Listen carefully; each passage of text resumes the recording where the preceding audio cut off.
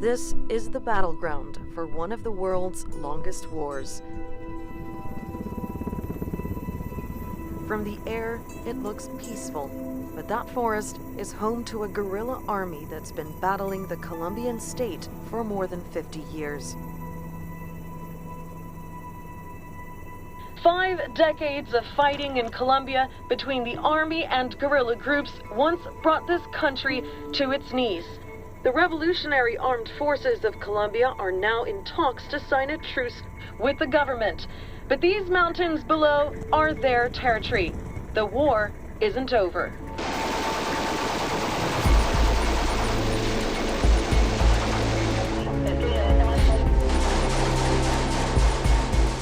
This country has seen unimaginable suffering.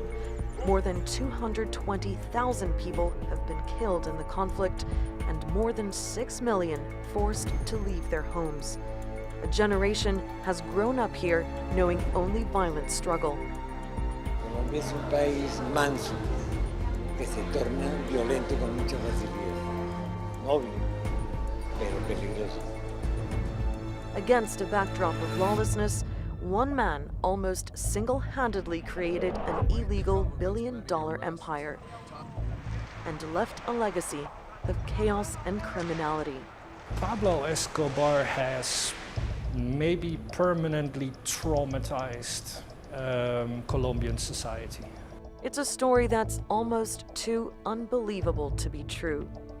Now, with an end to the conflict finally within reach, I've come to Colombia to find out whether people here have faith in a post-war future, and to see if a country scarred by conflict can really come together and heal. Tenemos los corazones enfermos, llenos de resentimiento, de odio, de otras cosas. Entonces, ¿qué tenemos que hacer? Es llegar y cómo empezar a cambiar y transformar ese corazón, cómo empezar a transformar el pensamiento. On my journey, I'll get caught up in an ideological battle between Colombia's elites and the working classes. They've just fired tear gas at the protesters and everyone's just running in the opposite direction. It's very strong. I'll meet a trafficker for whom drug dealing runs in the family. And I'll visit the town security forces call the land of the guerrillas to see if people there can imagine a Colombia free from fighting.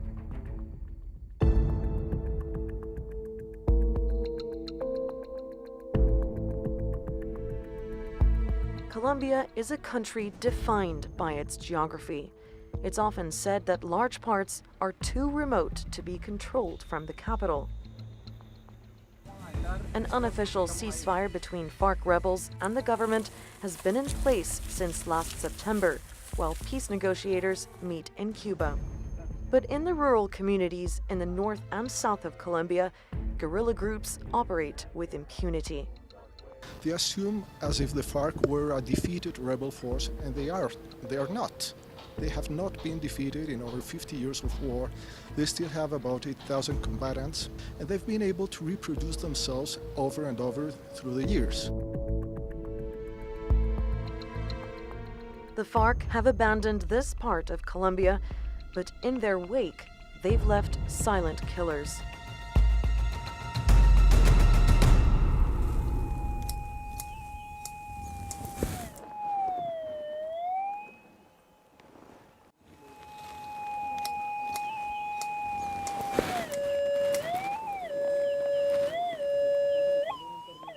Tens of thousands of buried landmines that have killed more than 11,000 people since 1990. A mine doesn't discriminate. Race, age, nothing. It does one job. It's a soldier who never sleeps, never tires, and doesn't ask for food. Colombia is second only to Afghanistan in the number of people killed or maimed by landmines, and the town of Cocorná has been one of the worst hit. Specially trained teams comb these fields every day, plot by plot, using basic tools, intense focus, and many precautions. First, a sweep for invisible string, a visual survey, metal detection, and eventually digging. Repeated again and again every few inches. Soldiers have dug up more than 600 mines in this area. Most are made of improvised materials. As part of the peace process, the FARC has agreed to help find more. It'll be a huge support to us if the guerrillas guide us to the mines they themselves planted, the ones we don't yet know of. We need all the assistance we can get so we can help more people. One soldier told me he wonders what it will be like to work side by side with a FARC fighter, someone he would hold responsible for the loss of life and limb among friends.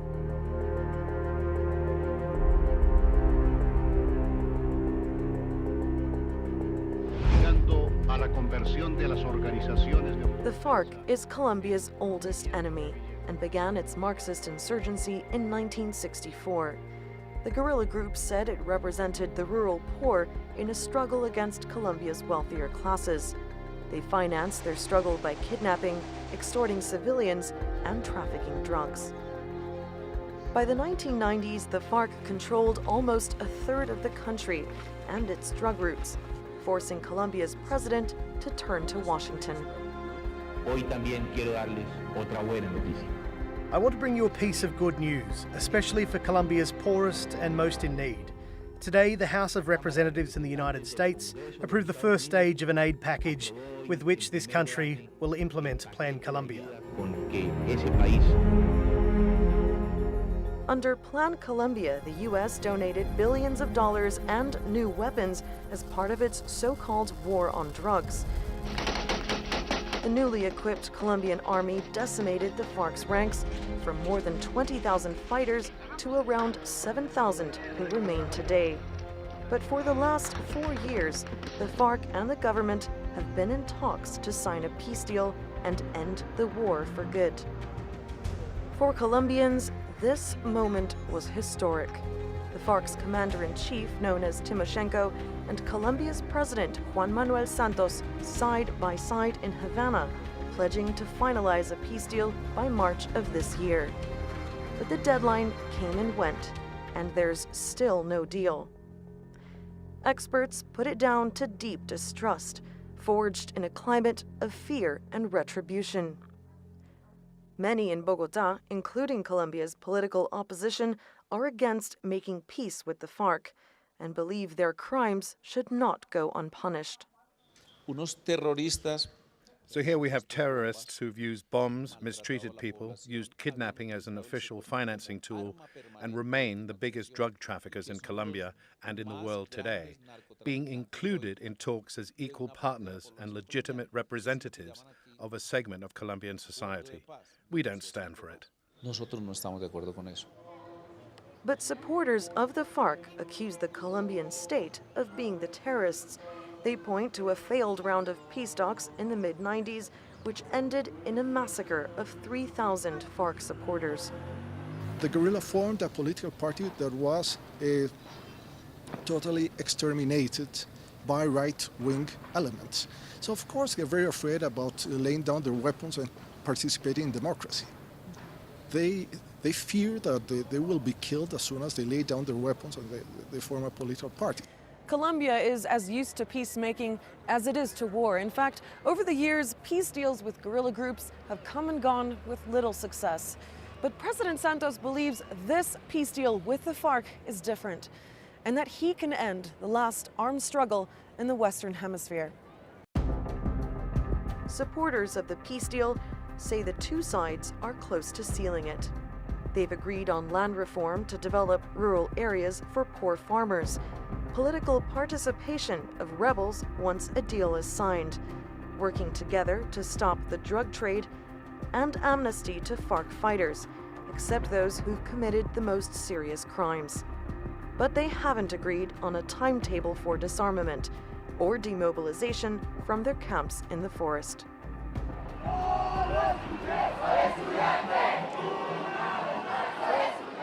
For President Santos, this deal has been a political gamble.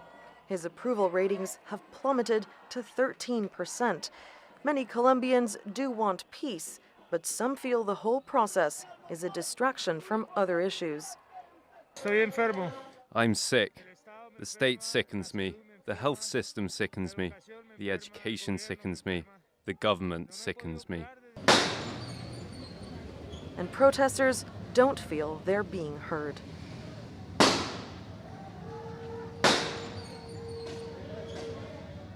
Right, so the protesters have just been running in this direction because police were firing tear gas at them, and now they're grabbing rocks, so it could get ugly.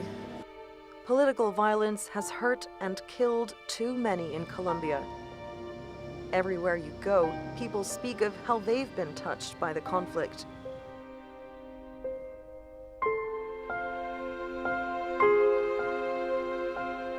Victims like Blanca Nubia Diaz may never heal, but she often comes here to Bogotá's Memorial Center to gather strength.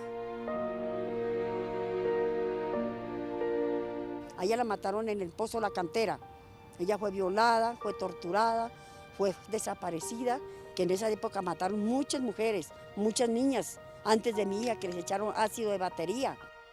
Yo era una persona que también vivía con miedo, pero yo hablo aquí porque vine a Bogotá y me empoderé y cogí fuerza y lucha para hablar. Yo creo que para mí no existe el perdón, porque a mi hija no me la vuelven. Mi hija, lo que le hicieron, el daño que le hicieron y me hicieron a mí, a mi familia, yo como mamá y en la forma que hicieron con mi hija, yo nunca perdonaría a esa gente. No, mi Dios me perdone, pero no lo perdono.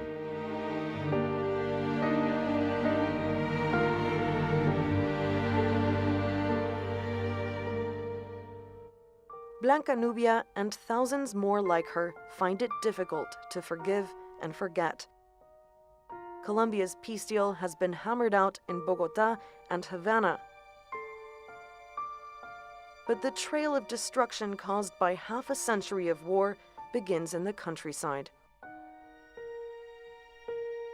I'm traveling to Medellín, capital of Antioquia province, along a road where kidnapping and violence used to be a way of life. It winds alongside the Magdalena River, one of the most productive fishing areas in the country.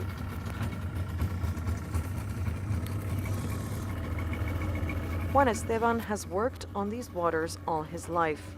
He remembers a time when the bodies of victims were a regular sight here. First we saw them whole, then they began appearing in pieces. They said they were fighting for territory. The guerrillas wanted the whole region, and the paramilitaries fought back. And how many bodies would you see a day? Usually 3 or 4 every day. But this part of Colombia used to be notorious for a different kind of fishing, where motorists were the catch and guerrilla fighters were the fishermen. One of their most lucrative schemes is known as the pesca milagrosa, or miraculous catch. They would come down from the mountains, block the roads, and try to snatch a valuable hostage. These days, security is much better. Night runs by trucks have resumed, helping business to flourish again. Colombia's murder rate has also been falling since the 90s. I'm traveling to a city that was once called the most violent place on earth to see how things have changed.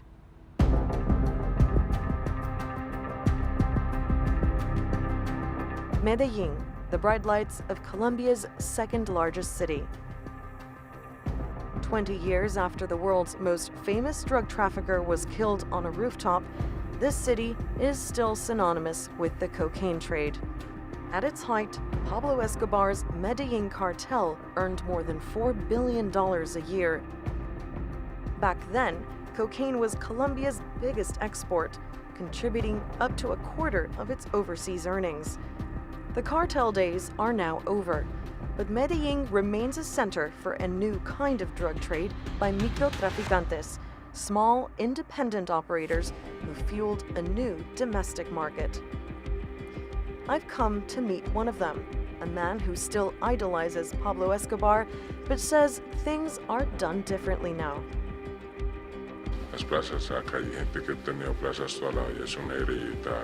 Many of us have operated drug businesses their whole life. My grandmother had one, my mother inherited it. I took it on, and my son is already involved. Entire families can live from it. It's a business you pass down. The cartels fell, but the amount of drugs we traffic in this country, in this city, has stayed the same. They got Pablo Escobar, but then there were 10, 20 new Escobars. It's not changed. I think, in fact, it's become worse. This is the new face of Colombia's drug trade. It's small scale, but definitely not small time. Coca cultivation has been on the rise for 3 years in a row now, is now almost back at the level of before Plan Colombia. So you're dealing with like the exact volume of drug trafficking, of cocaine trafficking, as you saw 15 years ago. And this is where it all begins, in the coca plantations hidden deep in the countryside. These leaves are the fuel that fires Colombia's drug trade and funds its guerrilla groups, and cultivation is up. That's partly because last year, Colombian authorities stopped their policy of spraying herbicides, saying the chemicals probably cause cancer. But the United States, who backs the program, says it fears that coca farming profits are being pocketed by guerrillas and criminal gangs. In the hills around Medellin lies the former headquarters of one of the most feared criminal gangs of all time.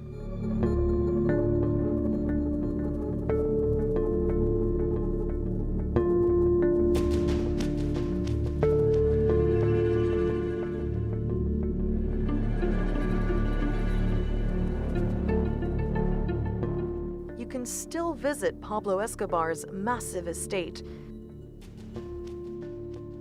His once famous car collection lies rusting in the open. And many of the exotic animals he imported are still here. Thanks to Escobar's whims, Colombia now has the largest population of hippos outside of Africa. These ruins are all that's left of Pablo Escobar's mansion. This was his outdoor pool. In fact, you can still see some of the tiling intact. And just opposite was the main house. And he hid here from his enemies and Colombia's authorities. But still, his ostentatious lifestyle was in plain view. From his private airstrip, Escobar could fly everything from politicians to drugs in and out of Hacienda Nápoles. But those heights of excess and impunity are a thing of the past.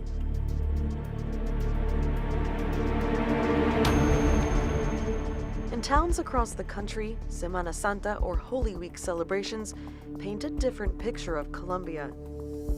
Processions of penance show a people devoted to their faith. Colombians were hoping that this Easter would usher in a new era of peace and stability, the week the government and the FARC had promised to come to an agreement. Now that the deadline has been missed, many are losing faith in the peace process. Colombia has seen many years of violence, all kinds of violence. We all had high hopes for this peace deal, but let's pray that this vicious cycle will end soon. I think eventually this deal can be signed. Let's hope so. But I'm convinced it won't bring peace because there are other violent groups in this country. We've lost all faith that this deal can be achieved. They've been trying for years. The biggest remaining barrier to an agreement is the issue of weapons. The FARC don't want to hand in their guns until the government meets their demands, and the government won't agree to the FARC's demands until they hand in their guns.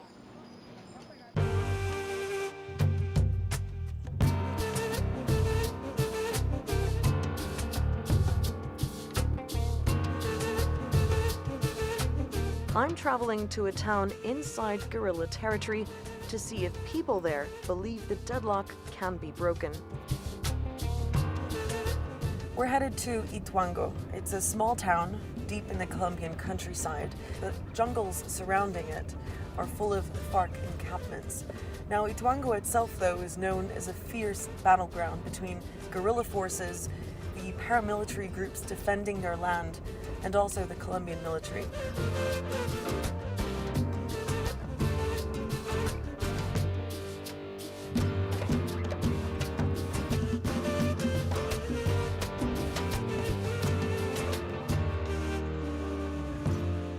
Ituango is a town of campesinos, farmers who've been working the surrounding fields for generations.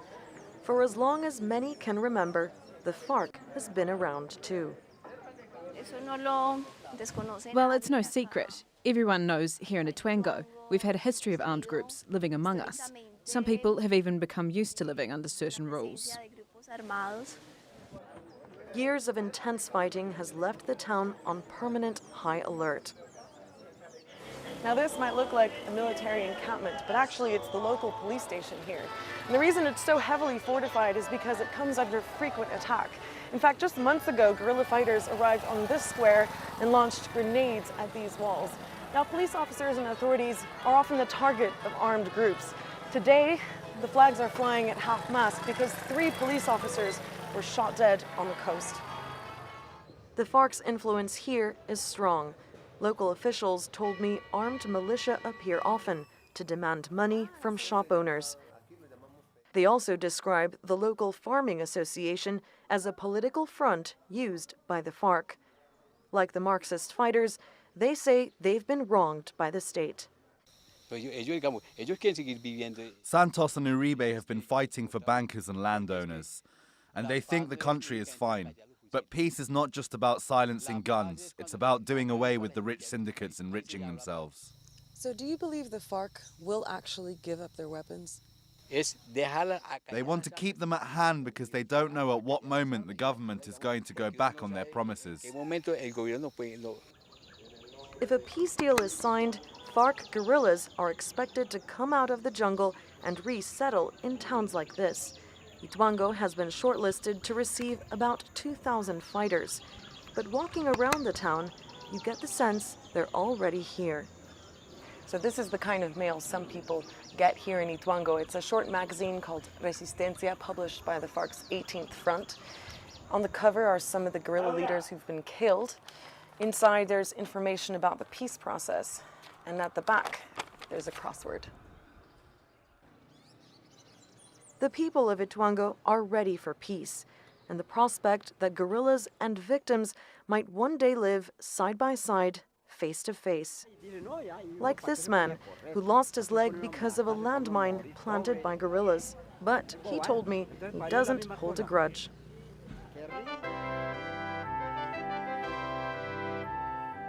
But a deal with the FARC won't necessarily mean peace for Colombia. The ELN rebel group still has about 3,000 fighters. A deal with them will also have to be reached. And the criminal gangs that now control the drug trade are as strong as ever.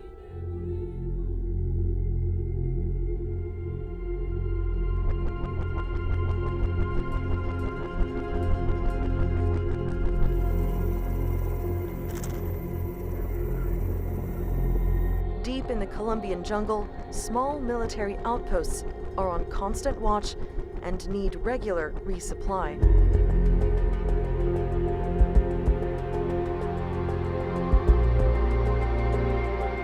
Soldiers are aware of many enemies and move fast, unloading food, fuel, and new personnel.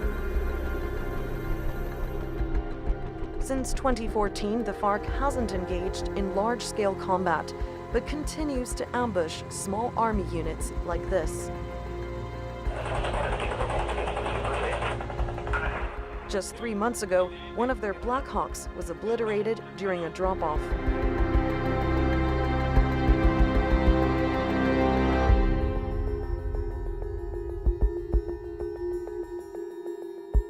When the war with the FARC eventually ends, things will change.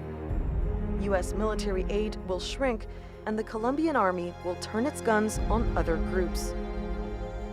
For the FARC, a peace deal will force them to abandon the forest and the only life they've known to rejoin a society. The people of Colombia have come a long way in their quest for peace. An eventual truce with the FARC will spell the end of one war and the beginning of a new reality in Colombia, one that won't be mapped out in Havana by politicians, but here in the rural towns and villages most affected by half a century of fighting. People here have grown used to violence and tragedy, and building bridges with old enemies won't be easy, and it will take many years. But they are the ones who hold the key to lasting peace in their country.